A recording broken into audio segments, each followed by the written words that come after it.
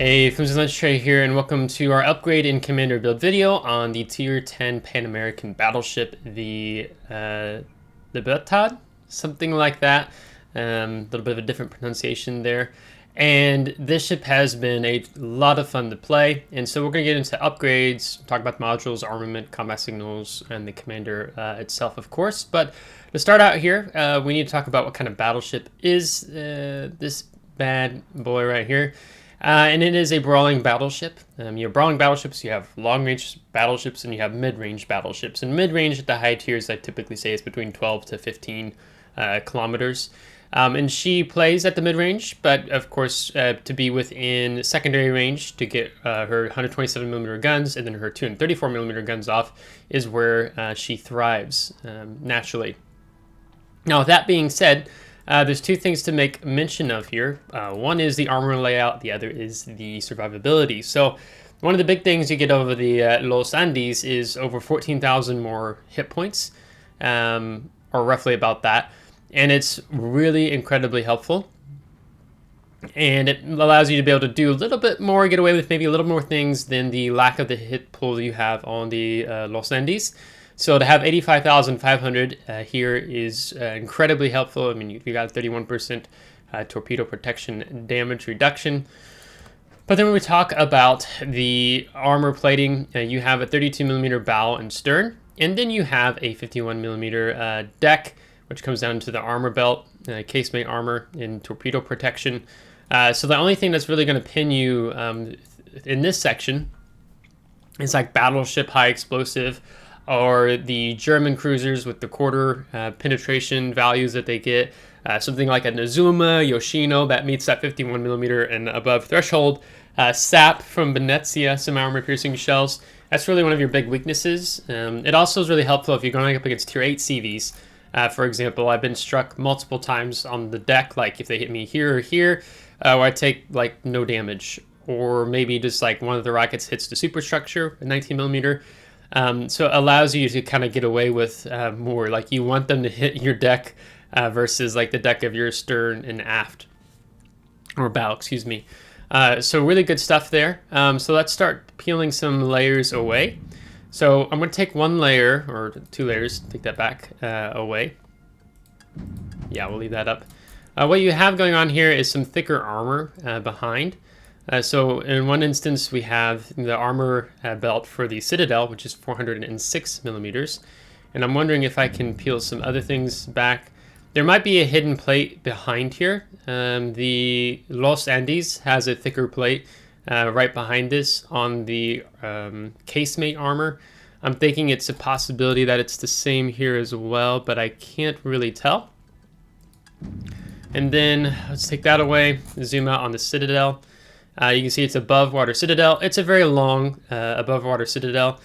So you do need to be mindful on broadsides. It's totally possible to be clapped by, maybe something like a Stalingrad or a fellow enemy, not Los Andes, but Libertad, and other high tier battleships, 460s, 457s. So you do have to be mindful. You don't have the same type of armor belt scheme like Schlieffen or like Prince Ruprecht has. So if you keep that in mind, that will be really helpful.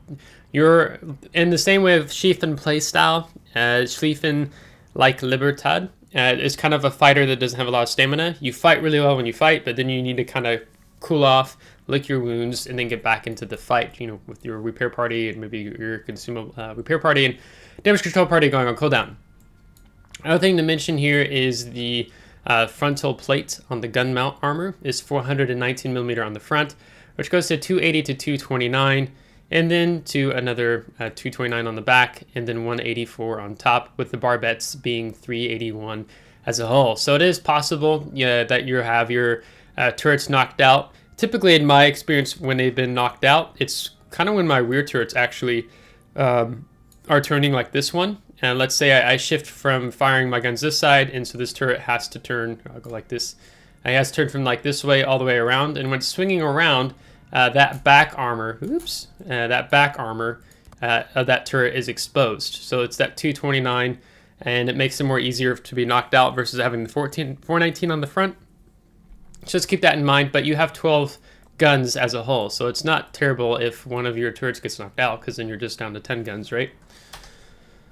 Okay, enough said with that. Let's talk about the modules. So you step up from the Los Andes to the Libertad to having 419 millimeter guns.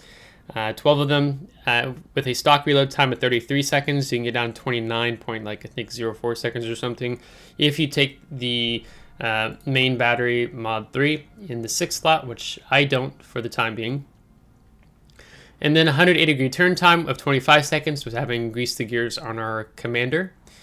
And then maximum high explosive shell damage is 6,100, and the maximum AP shell damage is 11,700. So it's not a ton, so to speak, at the higher tier compared to other battleships that release slug out higher AP shell damage. But what you have going on here with the Libertad is much better than the Los Andes. So you have a higher alpha with both your high explosive and your armor piercing, which is it's nice.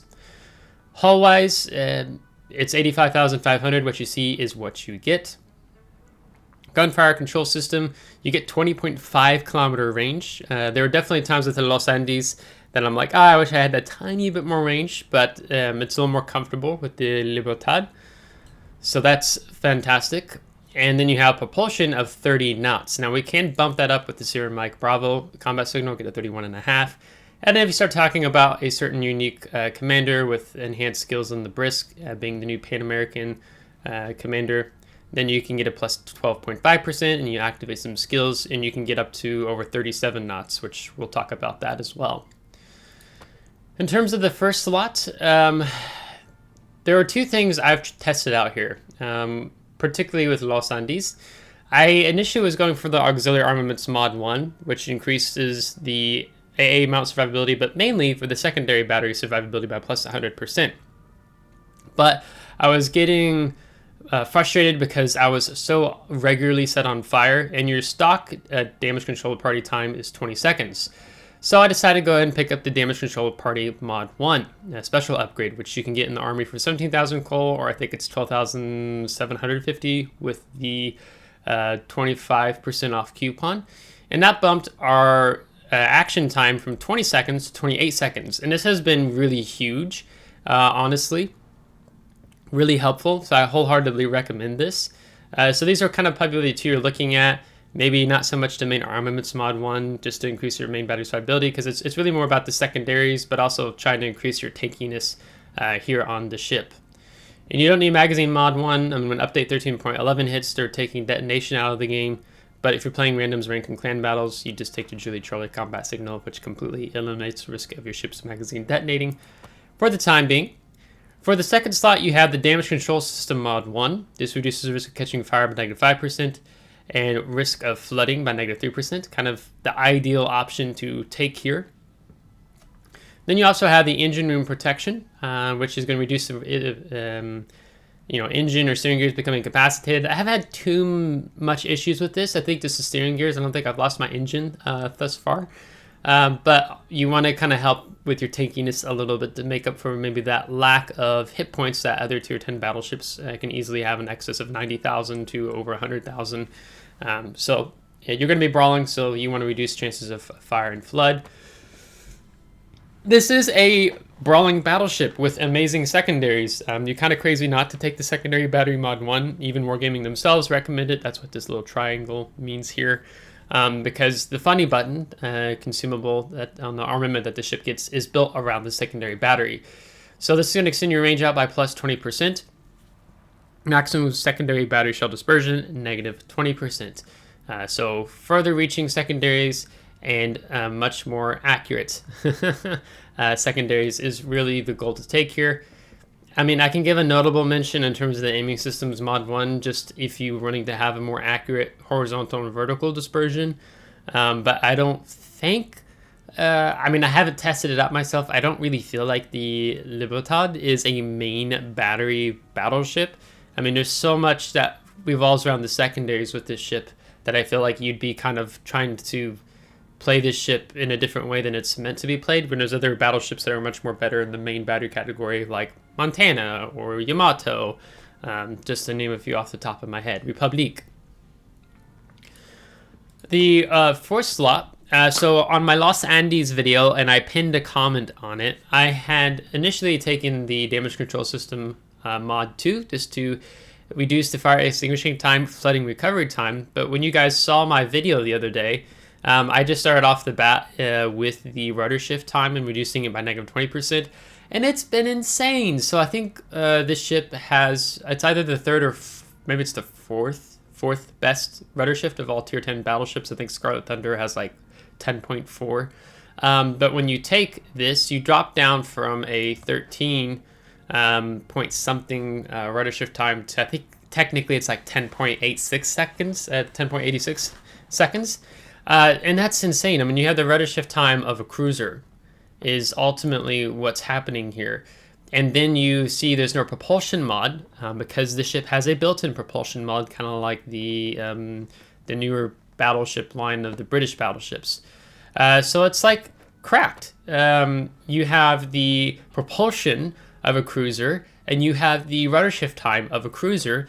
And if you watched again the Friday highlight video I had yesterday, it was crazy. I mean, we had enough potential damage that we already filled our progress bar for the funny button, and you just saw me at ease dodging battleship salvos, accelerating, deaccelerating, using my amazing rudder shift time. It's incredible. So it's a really cracked skill. So this really helps you actually avoid the damage when you're playing at mid and long range and battleships are spamming you, or avoiding torpedoes. I gave some examples of that. So rather than just like, hey, I'm going to take the damage, but it won't be as bad, like you have the option to completely avoid the damage with the steering gears mod 1. So this is cracked. Like once you play this and run it, like you'll love it. Like it's really great, especially if you really like playing cruisers here in World of Warships. So definitely the better option, I think, over the damage control system mod 2 after testing them both out.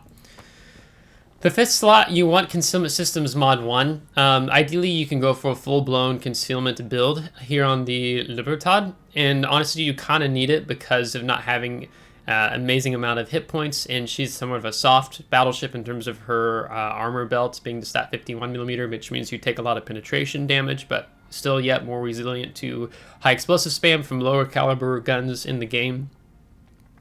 So this right now brings us down to 14.4.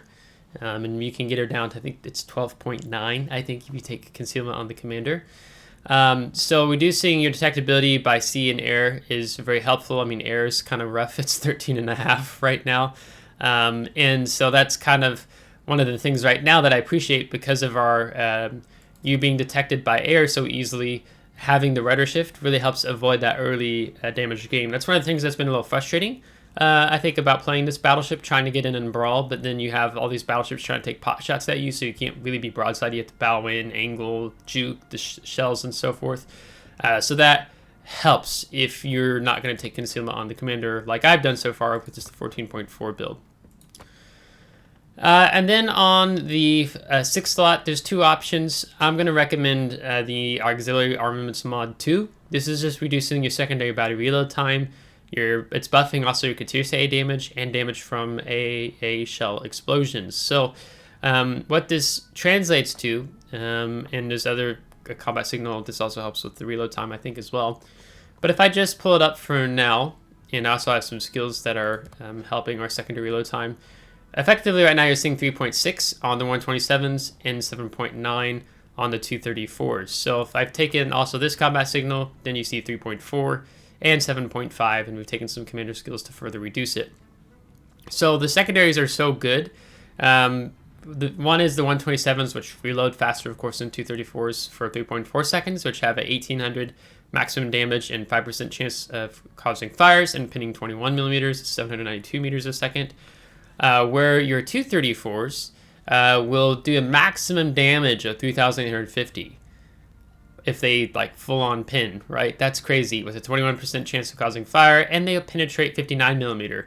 And your secondaries, if you don't understand how secondaries quite work in the game, what they end up doing is that they focus on the midsection of whatever ship they're firing on. So this means, because of having that higher pin, right? You pin 59mm 234, you'll pin Los Andes and other Libertad players. So that's quite helpful as well. So having those reload faster, increasing your secondary DPM, is actually, it's quite nice, all said and done. Other thing is to mention the AA defense. So your continuous damage, now you're seeing 393 and 1851 for the damage by shell explosions. As you saw, we look here, and that's the buff. So it does help you. You don't have amazing AA. I mean, you see the rating is just 85 as is. And since I'm talking about it, you can also run the November Echoes at 7, which buffs your AA damage. Now you see it's over 400, and then over 1,940 damage by shell explosions. You have a 5.8 kilometer AA range. It helps with the tier 8s. For sure, tier 10s will still be a bit of a struggle. Now the other thing is, you can see Wargaming recommends here is the main battery mod 3, which will reduce your main battery reload time, but nerf your main battery traverse speed, so negative 12%. This is what would bring you down under 30 seconds to be just over 29-second reload time on these 419s, which is really great. I really appreciate this. I would appreciate this on the Libertad more than probably the Los Andes, since the Los Andes has 381mm guns. So this is an option you could take, right? That is a possibility. I mean, you'll be nerfed on your traverse speed, which right now we have at 25 seconds because of the grease gears on the Commander.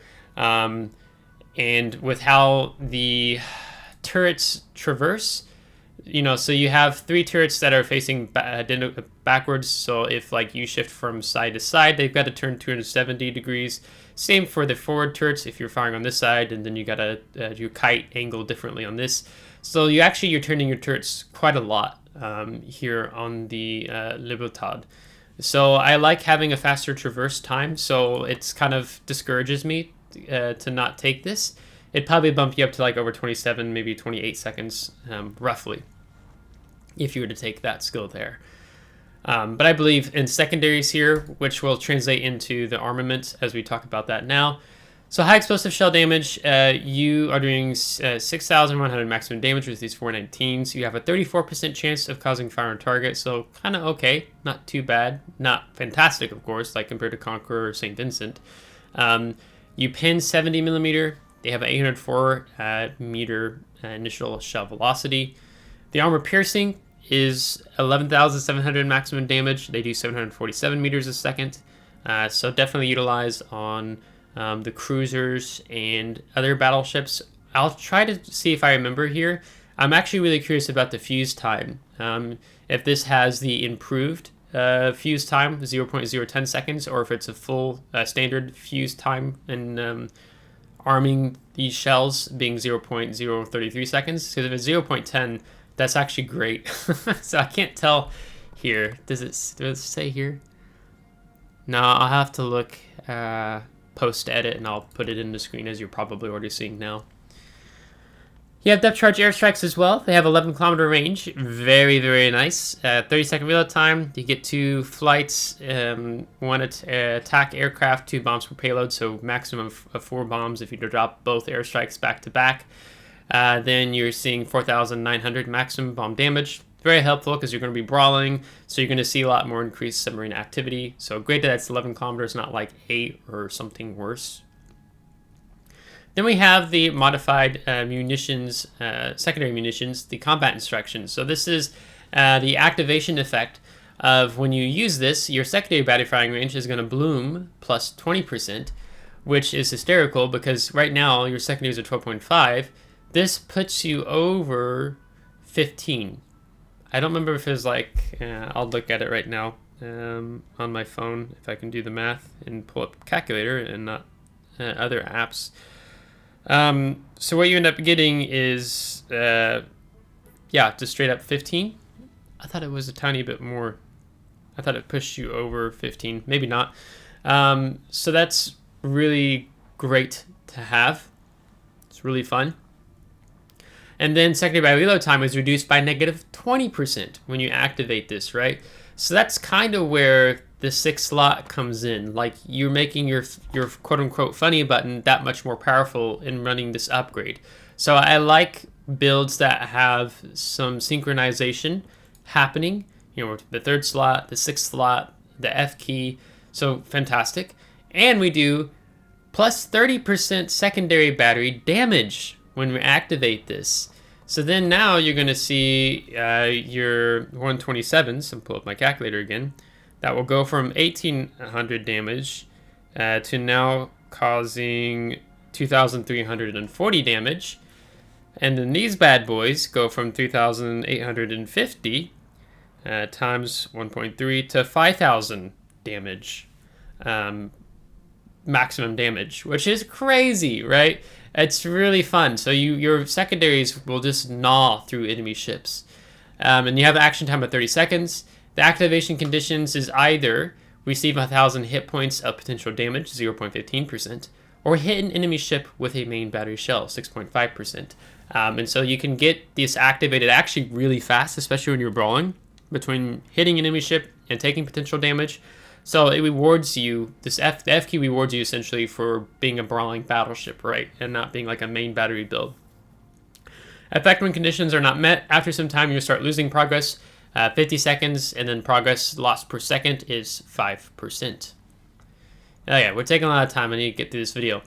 Damage Control Party with the Damage Control Party Mod 1, which you get in the Armory under Upgrades. So we're getting 28-second action time. Fantastic. Highly recommend it. We can actually even get it up over 30 seconds with Commander option. Unlimited number of charges. Then we have Repair Party. So this has a greater heal than what the Los Andes does. This is plus 513 per second. Action time 28 seconds. Cooldown time is 60 seconds. So it's slightly improved. Normally you see 80 seconds on battleships, cruisers in the game. But they didn't bring all the way down to like a 40 second as an example, but they brought it down to 60 seconds, which is actually really, really helpful.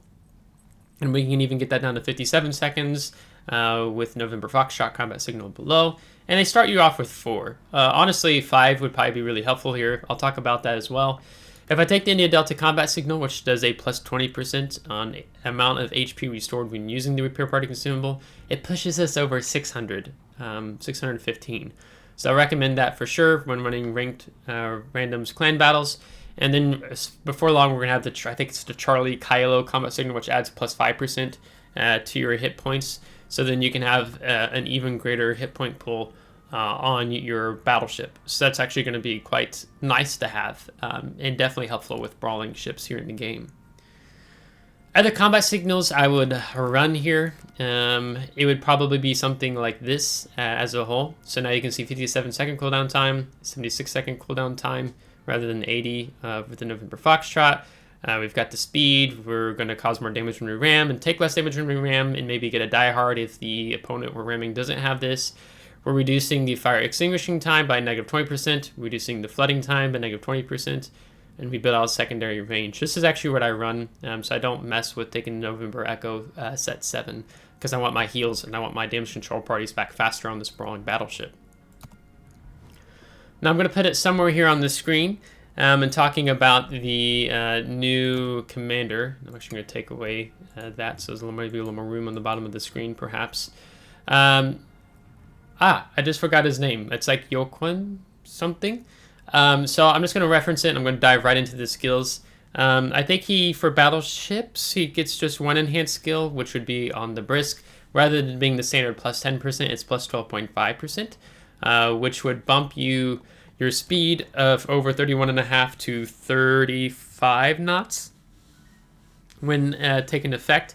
And if you activated one of his talents, you can also get another plus, I think it's a plus 5% on his speed, so you'll go over 37 knots when not detected. So that's actually really good. I think the one skill when you activate it, it doesn't need, it's not dependent upon whether you're detected or not. But having over 37 knots is really helpful in getting around the battle field of the oceans maps, right?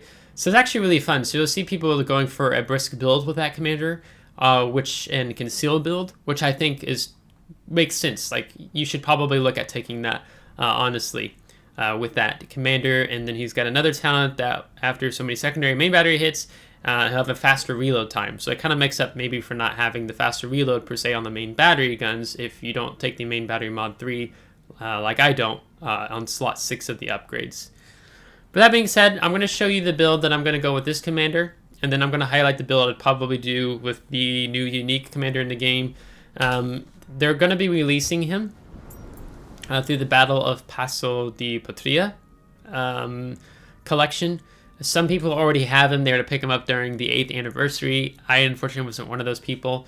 So they'll probably have a purchase containers option to take you into the armory. And people are guessing right now it'll probably be like maybe 6,000 coal, kind of similar to how you got the Venezia commander, I'm spacing his name at the moment, to be able to finish the collection. So try to buy those before you end up using any duplicates. Once you get 3 duplicates, then you get a collection token. You want to save that towards the end. So once I have, for example, let's say I have 55 of 60, then I'll go ahead and use my collection tokens rather than burning them now and decreasing my chances of actually pulling the collection tokens that I need from the container. So it'll save you some money.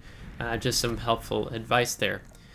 But that being said, I really got to get into this build. So I'm just going to go ahead and just pick everything out to show you with what I would do with this build. And I run this on Commander on my Atlantico also as well. So let's talk through it. So first off, we have preventive maintenance. This is reducing the risk of the modules becoming incapacitated by -30%. That's turrets, steering gears, and engine from becoming incapacitated. We're also getting more survivability on our secondary battery, plus 15%, and plus 15% on the AA mount survivability. So running this skill has been more enticing for brawling battleships, because originally you didn't have the plus 15% or plus 15% on the AA and the secondaries. So now it's a little more credibility to take for brawling battleships in the game to keep your secondary battery going. I have the Grease the Gears, which is improving that main battery traverse speed. So that's why you're seeing a 25-second, 180-degree turn time. Now, it could be possible, you could argue that even if, like, let's say you went with this whole build you're seeing on the screen right now, you could drop the Grease the Gears and take Brisk. But granted, you're trying to use Brisk when your detectability range is by 14.4. Just as an example. 6-point commander, like let's say you had a 10-point commander to start off, I'd go like these two. If you don't have the other guy, I'll talk about the unique commander in just a moment further. I'd just probably build into the whole of the secondaries first. So long-range secondary battery shells get you plus 20%, resulting in that plus that 12.5 kilometer maximum range we have. And then manual secondary battery aiming, and negative 10% on the secondary battery load time, negative 10% on the maximum secondary battery shell dispersion.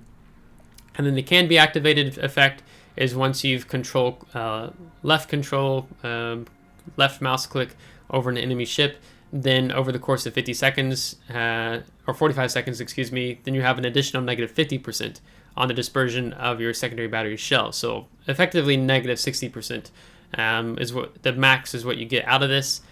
Really helpful, really great to have. Maybe after a 10-point build, I jump over to fire prevention to reduce our chances of risk of catching on fire by negative 10%.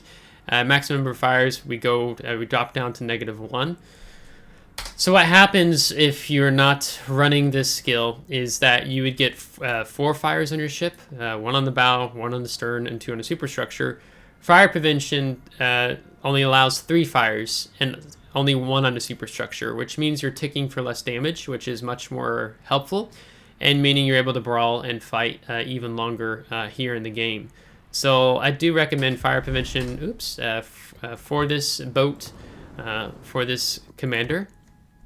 Then maybe you jump to a 17-point build where you take the Adrenaline Rush, which is going to help bring down your main battery reload time by negative 0.2%. Airstrike Armament, secondary battery reload time, and a slight buff on your continuous AA damage for each 1% of HP lost on your ship. So that's feeding into your secondaries and your main battery ideally. So then you can start seeing like 32, 31, 30. Here you see 3.2, 3.1. Here is 7.5 to 7.4, 7.3, 7.2 as an example. So you just become a little more deadlier when you're running that skill. And then for a 21-point build, then taking the Emergency Repair Expert. This gives a plus 10% action time on both your your damage control party and your repair party, which pushes them both from 28 seconds to 30.8 seconds. That's fantastic, really great to have. And then you get an additional repair party. So you go from 4 repair parties to 5 repair parties. And since they have a 60-second cooldown time, you actually burn through your heals quite quickly. more than that being an 80-second. So that's nice to go ahead and have many opportunities where, like, the one battle I think I featured in Los Andes, like, if I had a 5th heal, I probably could have won the game, right? It just depends. There's a comparison and contrast. And then I've talked about, you know, maybe you switch Grease the Gears out to Brisk on the commander. Now, if you're running the unique legendary commander, probably what I would say is you take Concealment Expert. So that brings you down to 13 by sea, 12.1 by air, and then you take Brisk. You drop Grease the Gears and take Brisk. There have been some points where I've been trying to pay attention.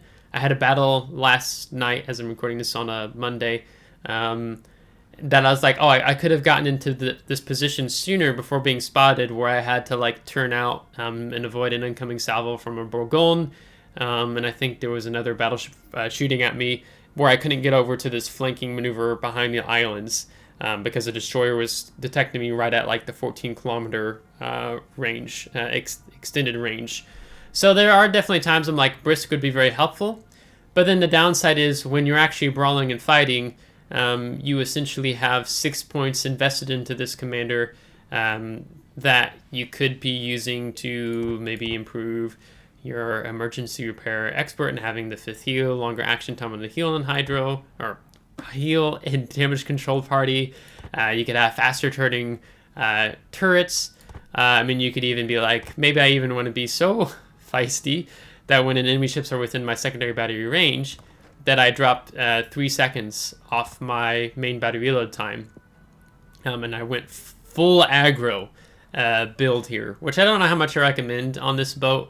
But it would be funny because then with Adrenaline Rush, you'd begin to drop down to 29, 28. Let's say you activate the commander's skill to reduce the reload time. Maybe you've seen 27, 26 with these 12, 4, 19mm guns. That's also something to consider as well. So for this build, I'm going with this. Probably if I had the unique commander, I'd take the Concealment and Brisk route because you can just get a lot of usage out of that. Or I could go for a full aggro build as well. There's another option where we could talk about the improved repair party. You tank a lot of damage typically with this ship, so I've already been doing multiple 2 million potential plus games, and then I had even over a 3.5 million potential damage game the other day, where you get number of repair party consumable charges plus 1, and it only activates once per battle. But then you're also getting the effect where your a repair party is cooling off faster. So rather than being, let's say, 57 seconds with November Foxtrot, you're like 55, 54, 53, 52, 51, 50, maybe even lower, depending on how much health you have. And then I'd probably look to tie it in with the Emergency Repair Specialist, which would reduce by -3% off of your cooldown on your repair party and damage control party. So that's a 4th build option. So to highlight, 1 build option, 2 build option with Brisk, 3 build option, full brawl, let's go, or this. So up to you, but there's some options. So you've kind of heard my 2 main recommendations here. So that's going to bring the video to a close. If you liked today's video, give it a thumbs up. If you didn't, give a thumbs down. Subscribe if you want to see more. If you're subscribed, thanks so much. I really appreciate the support here on the channel. Thank you to my Patreon supporters. Until next time, take care.